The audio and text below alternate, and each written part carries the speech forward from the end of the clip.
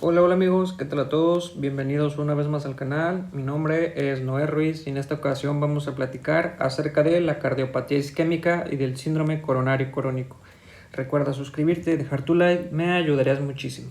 Y bueno, vamos a comenzar. La cardiopatía isquémica la podemos definir como un trastorno en el cual parte del miocardio recibe una cantidad insuficiente de sangre y oxígeno. Si lo vemos de una manera esquemática y ponemos una balanza, de un lado tenemos la demanda de oxígeno que depende del ritmo cardíaco, la contractilidad, la precarga y la poscarga. Por otro lado tenemos el suministro de oxígeno que depende del flujo sanguíneo coronario, la hemoglobina, ventilación, volemia, entre otros. Si el suministro cubre esta demanda, se dice que hay un equilibrio. Pero puede llegar un día en que la demanda aumente tanto que el suministro no pueda cubrirla. Y es aquí cuando sobreviene una isquemia miocárdica. ¿Cuál es la causa? En el 95% de los casos se debe a la aterosclerosis. El 5% restante se divide en causas menos frecuentes como alteraciones en la microcirculación, espasmo coronario, embolias coronarias, hipertrofia miocárdica o disminución en el aporte de oxígeno. Tomando en cuenta que la aterosclerosis es la principal causa, pues vamos a platicar acerca de su fisiopatología. Entonces veamos aquí como este es un corte de un vaso sanguíneo. De afuera hacia adentro tenemos la adventicia, la media, la íntima y el endotelio. El endotelio es una lámina continua de células que revisten todo el árbol vascular y regula muchos aspectos de la función de la sangre y de los vasos sanguíneos, como por ejemplo la inflamación, la formación de trombos o la migración de células. El primer paso para que se forme una placa de aterosclerosis es que exista una lesión endotelial crónica, como hiperlipidemia, hipertensión, tabaquismo, entre otros. El endotelio, en respuesta a esta lesión, pues se va a lesionar, y es aquí cuando hay disfunción endotelial. Ahora habrá un aumento de la permeabilidad o adhesión de leucocitos, además que va a haber adhesión de monocitos y migración. Veamos aquí cómo las células van a migrar y se van a depositar en el subendotelio. Al mismo tiempo, las LDL, lipoproteínas de baja densidad, también se van a depositar y se van a oxidar por los radicales libres generados por el endotelio lesionado y por las células inmunitarias que también se depositan aquí. Una vez oxidadas las LDL, los macrófagos las van a fagocitar, se las van a comer, formando así las células espumosas. ¿Qué son las células espumosas? Macrófagos gorditos rellenos de lípidos oxidados. Los linfocitos que se han infiltrado y las células espumosas también van a liberar citocinas que van a hacer que prolifere las células musculares lisas formando este tabique. Entonces vamos a tener dos tipos de placas. Las placas estables que tienen poco lípido y una cápsula fibrosa muy gruesa, y las placas vulnerables que tienen muchos lípidos y una cápsula fibrosa fina. Esta última tiene más riesgo de romperse y formar un síndrome coronario agudo, mientras que la placa estable puede progresar en el tiempo y no se puede romper, pero sí puede formar un síndrome coronario crónico. Entonces, veamos aquí, tenemos una placa normal, un vaso normal que forma una placa estable. Dijimos muy poco lípido y una cápsula fibrosa gruesa, que es muy poco probable que se rompa, pero va a seguir creciendo y clínicamente se va a manifestar como una angina estable. Por otro lado, tenemos una placa vulnerable con muchos lípidos y una cápsula fibrosa muy delgada que puede ser, como su nombre lo dice, vulnerable a romperse, formando una oclusión parcial o total, generando síndromes coronarios agudos. Entonces, la placa estable forma a la angina estable, mientras que las placas vulnerables forman a los síndromes coronarios agudos. Y en este video solamente vamos a hablar de la angina estable, ¿de acuerdo? ¿Cuáles son los factores de riesgo? Una historia familiar de enfermedad coronaria, hombres mayores a 45 años o mujeres mayores a 55 años. Y esta diferencia de edad se debe a que las mujeres tienen los estrógenos, que son un factor protector, pero cuando llega la menopausia, este riesgo se iguala. O mujeres antes de los 55 años si se presenta menopausia prematura. Género masculino, tabaquismo, dislipidemia, diabetes mellitus, obesidad, enfermedad renal crónica, hipertensión arterial sistémica o antecedente de accidente cerebrovascular o enfermedad arterial periférica. El interrogatorio en los pacientes debe ir dirigido a identificar estos factores de riesgo y esto va a apoyar el diagnóstico. Ahora bien, la cardiopatía isquémica tiene distintas presentaciones clínicas. Se puede presentar como un síndrome coronario crónico, y aquí entra la angina estable y otras patologías menos frecuentes que no vamos a platicar en este video. Puede presentar también como un síndrome coronario agudo, que ya hicimos un video de esto, o puede presentarse como insuficiencia cardíaca, muerte súbita o arritmias. Ahora vamos ya a platicar acerca de la angina estable, que es la principal patología de un síndrome coronario crónico. La angina estable se debe a isquemia miocárdica transitoria. Su causa más frecuente, como la mencionamos al principio, es la aterosclerosis. Al interrogatorio nos vamos a encontrar con un varón, típicamente mayor de 50 años. Nos va a decir que tiene una opresión de tórax. Y cuando le preguntemos dónde le duele, se va a poner el puño en el pecho y eso lo llamamos signo de Levin. Otros pacientes nos van a decir que tienen asfixia o sofocación y esta aparece con el ejercicio, con el estrés emocional, al frío o al acostarse. Este dolor o este malestar retroesternal se irradia a la mandíbula y miembros superiores, principalmente al miembro izquierdo. Tiene una duración menor a 10 minutos y cede con el reposo o con el factor desencadenante. Es decir, si la persona estaba expuesta al frío, pues va a ceder cuando se ponga en un lugar que esté un poco más caliente. O si la persona estaba haciendo ejercicio, cuando pues tenga reposo, va a ceder. O cuando la persona está acostada, pues aumenta el retorno venoso, pues va a tener el dolor y al pararse este dolor se va a aliviar. Por eso cede con reposo o con factor desencadenante. También cede con nitroglicerina sublingual.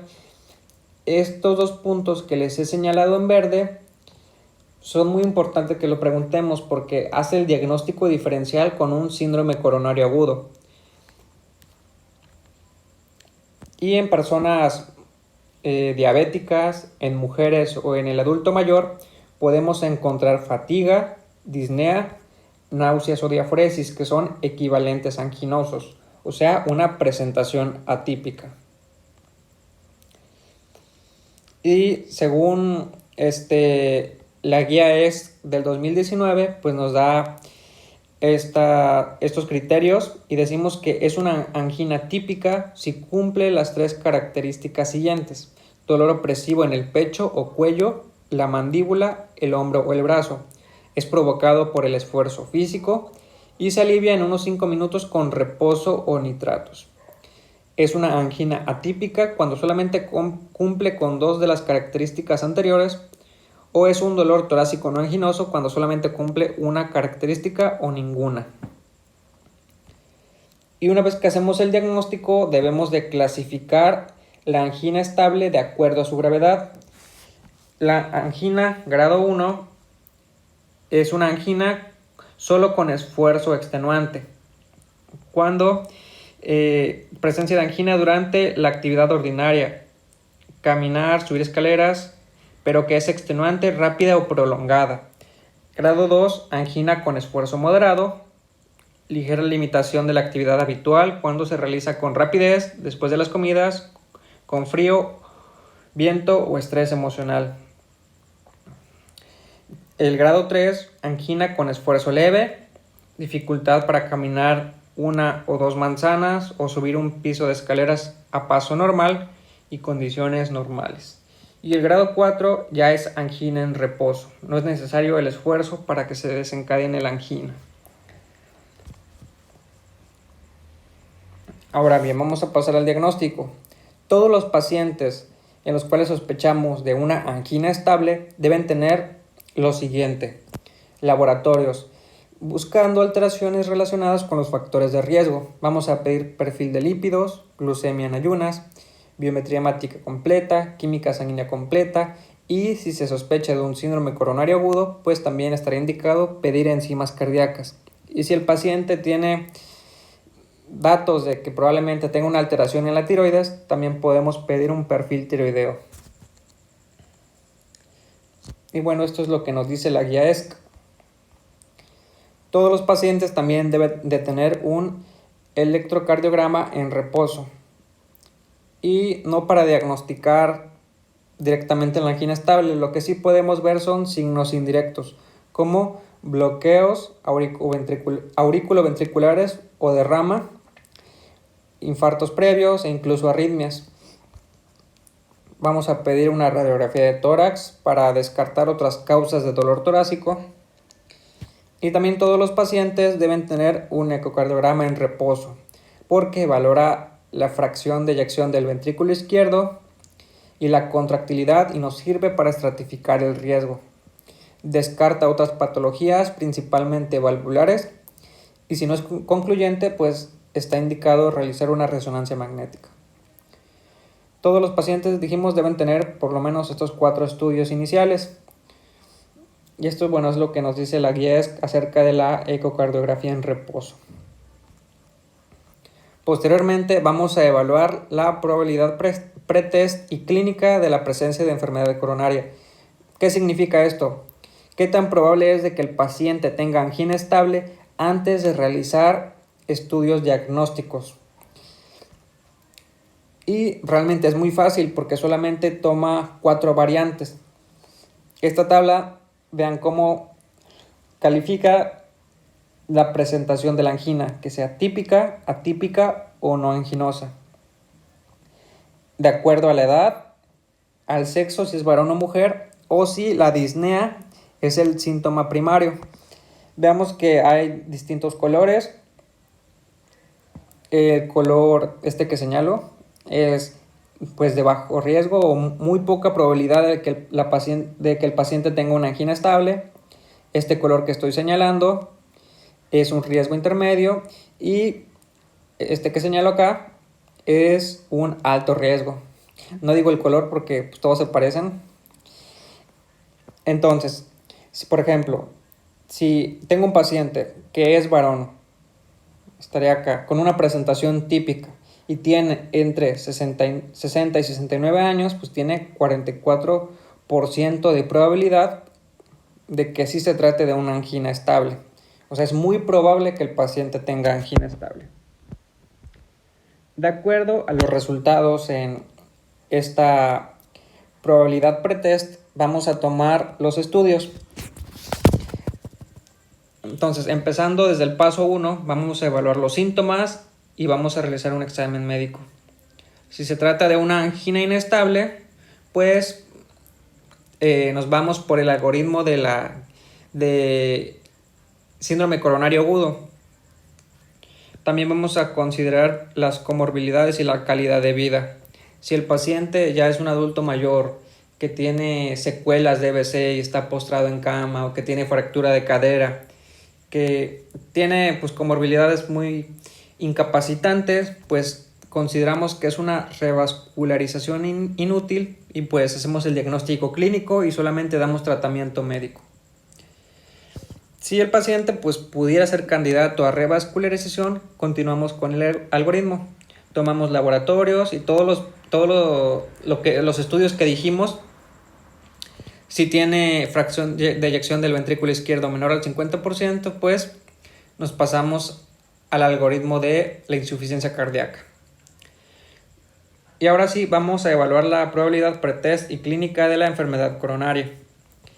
Si la probabilidad es muy alta, podemos iniciar tomando una angiografía invasiva.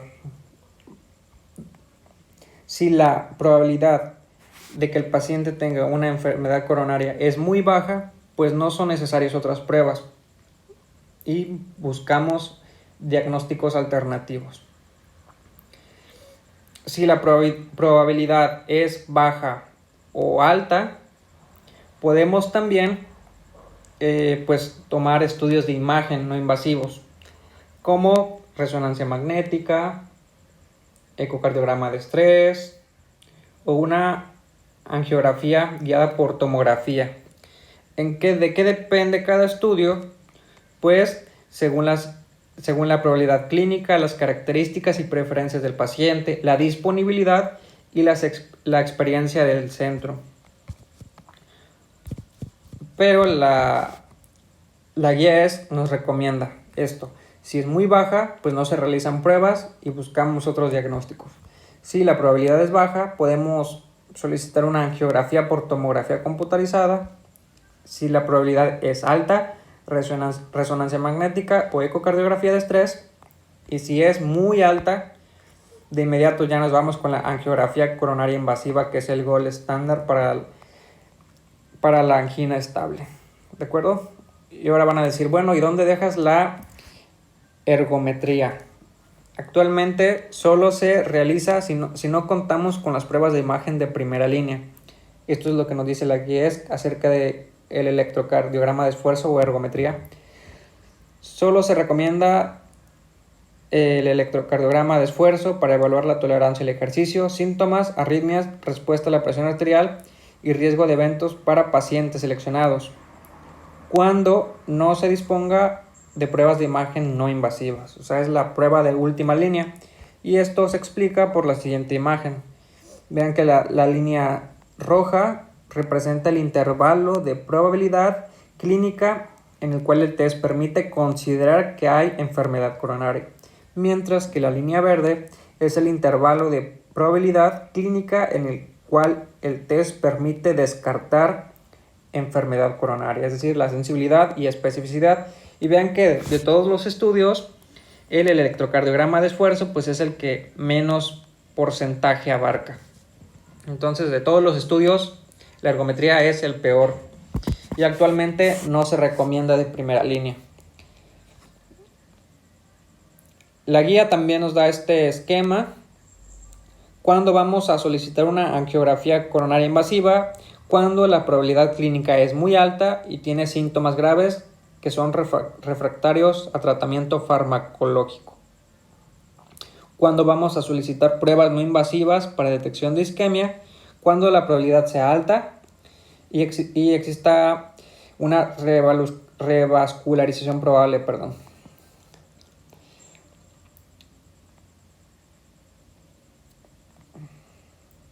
Esto es para la vida. Realmente para el ENARM, la ergometría sigue siendo la prueba inicial. Decimos que es clínicamente positiva cuando hay dolor durante el ejercicio y aumenta la TA y la frecuencia cardíaca. Se dice que son datos de mal pronóstico cuando la TA disminuye y también la frecuencia cardíaca. Y es eléctricamente positiva si hay depresión del segmento ST más de 1 milímetro. Y la arteriografía coronaria es el gold estándar también actualmente. El tratamiento. Vamos a iniciar con cambios en el estilo de vida. Estos son los principales: ejercicio 150 minutos por semana, cambios en la dieta, abandono en el tabaco, limitar el consumo de alcohol y tener un peso adecuado con un índice de masa corporal menor a 25. El tratamiento farmacológico consta de antiisquémicos, que solamente es un tratamiento sintomático. Y aquí tenemos los nitratos. Están indicados en el evento agudo. Se da nitroglicerina sublingual, tabletas, 0.6 miligramos o en aerosol, 0.4 miligramos cada 5 minutos por 3 dosis. El paciente debe estar en reposo y sentado. Beta bloqueadores, el que sea, solamente que se debe ajustar dosis para mantener una frecuencia cardíaca entre 55 y 60 latidos por minuto en reposo. Los calcio antagonistas pueden ser también los de primera línea si están contraindicados los beta bloqueadores, o se pueden asociar a un beta bloqueador si no hay mejoría solamente con el beta bloqueador. Y la ibabradina y los nitratos de acción prolongada son fármacos de segunda línea, cuando no se disponen los de primera línea. Los vasculoprotectores mejoran el pronóstico, y aquí tenemos pues los antiagregantes como el ácido acetilsalicílico a dosis bajas, que es el de elección, o clopidogrel 75 miligramos por día. Fármacos también hipolipemiantes, independientemente de las cifras de LDL, primera elección estatinas, y la meta es bajar las LDL más del 50%. Si no se cumple esta meta, se puede asociar a ezetimiba. Vamos a usar IECA si el paciente padece hipertensión arterial sistémica, diabetes, enfermedad renal crónica o fracción de eyección del ventrículo izquierdo disminuida. ¿Qué pacientes son candidatos a la revascularización? Todos los que son de alto riesgo. ¿Cómo sé que un paciente es de alto riesgo? Pues esto nos lo dirá la prueba de imagen. Y aquí están los criterios. Ahí les dan una leída. Solamente con que se acuerden que los pacientes de alto riesgo o que tienen fracaso al tratamiento médico o que tienen sintomatología muy grave, estos pacientes pueden ser candidatos a revascularización. Se puede hacer de dos maneras: mediante angioplastia coronaria percutánea o cirugía de bypass aortocoronaria. Y bueno, esto ha sido todo del video. Espero te haya gustado, le hayas entendido. Muchas gracias si has llegado hasta esta parte. Hasta la próxima.